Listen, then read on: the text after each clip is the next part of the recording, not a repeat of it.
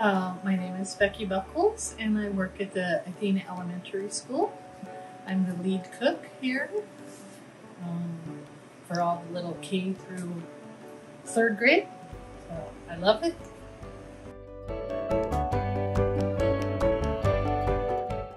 Well, I've worked in the district for 13 years, but this is my 3rd year for the elementary, because I worked in the middle school for a while, and I do feed the high school kids. I just love the kids, that's all. Yep. And they're little, all ages of kids, high school kids, middle school, and then now the little kids. So yeah, just love kids.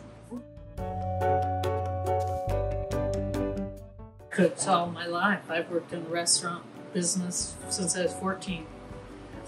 So yeah, it's a long time. Come in and have breakfast with us and just enjoy where we're at, how we feed the children.